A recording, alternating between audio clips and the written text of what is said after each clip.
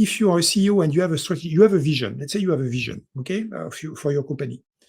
And based on that vision, you are establishing a strategy. By definition, you have a strategy of expansion, of innovation, whatever. If you want to show that innovation is important for you, you could say, you know what? The strategy we have decided with maybe the executive board should be tested as well with experimentations. And by doing that, he will get the respect of the employees of the company because he's showing that himself is showing that, you know what, I might be wrong, and let's experiment to find a way. And we will find a way towards the vision. Maybe the strategy we have decided is not the right one, but in that case, we'll find another one. And if we experiment, then we'll find a way. So you will get trust and respect from the employees by doing that. That's a very powerful message out there, Philip. Yes, absolutely. Trust and respect by simply following your own words, right? Because there is no leader out there that say, no, I'm not going to innovate, right? Everyone, I think, right, trying to do the best they could, but yet, like you said, execution is everything. If you're not putting your money, if you're not investing within the company, people see that. You know, I've seen in my career many examples of, you know, when words and actions not exactly in sync. So this is very simple thought, but yes, so powerful. Philip, we cannot not talk about innovation without bringing the big helper out there to all of us, okay? Artificial intelligence. I know we talked a lot about human element and you brought fantastic examples, really tangible, memorable, helpful for sure, right? Artificial intelligence, is it a helpful hand to innovation, or it's rather a shiny toy which is still very far-reached for many companies out there?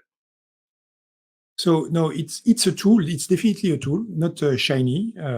It's a tool which has more and more momentum right now, and for good reasons. For good reasons, because artificial intelligence, well implemented, will provide very reliable output, and in a way which is not sustainable by humans in many respects. And I speak about specialized artificial intelligence, and we don't speak yet about general artificial intelligence, which is a dream that we all have, coming at some point to a singularity, which means when the intelligence will be much smarter than the humanity, actually. So I do believe that we are going to come to that at some point. And you know, you could have two scenarios about that. You could have the Skynet scenario. You remember Skynet? Skynet was the artificial intelligence in Terminator movie. Right. So basically, it's the machines against human. And I am an optimist. Actually, I belong to a specific organization in France, which is called League of Optimists. And I do believe that the scenario we'll get with artificial intelligence will be abundance, because it will help us to deal with a number of issues we are facing right now. So the climate change, for instance, is definitely one of them. The fact that we have natural resources on Earth which are depleted as well, so we need to find some solutions. We have a population on Earth which is as well increasing significantly, and it cannot grow in an infinite way. Earth is finite, and you cannot have an infinite growth within a finite environment. It doesn't work.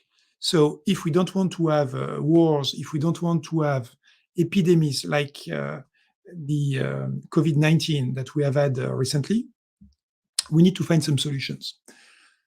And yes, I do believe that we will have multiple outputs from various artificial intelligence that will help us in that respect to find some solutions. In the meantime, what we have seen recently, and again, thanks to COVID-19, we have seen many innovations coming up out of this pandemic. One of them being a new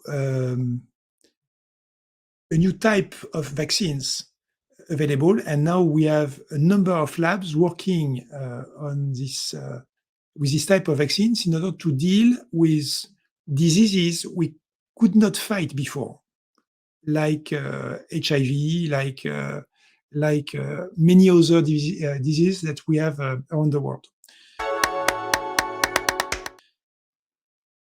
And many of them are using artificial intelligence in order to find the solutions. So I do believe that we have gone today through this threshold that artificial intelligence is not a shiny tool anymore. It is being used and it has excellent results. Again, in a specialized environment or with a specialized target. Today, if you don't consider artificial intelligence for your business, and whether you are a startup or a big company, I think it's a mistake. So it's a tool like electricity is necessary, like processors is a tool as well. It's not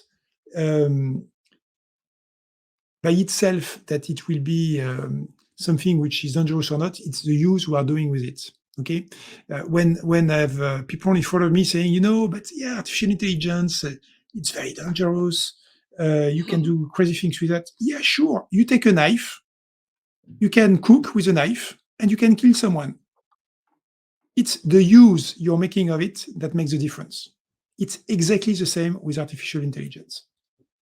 Absolutely. And what we just discussed with experiments, okay, huge field for experimentation is, right, applying artificial intelligence to different business pain points, different business problems, right, finding results, demonstrating the success, and demystifying. Don't you think demystifying AI as a mysterious, dangerous technology in a way that it's controllable, in a way what you mentioned is narrow AI applications, right, as a tool? Yep. Yeah.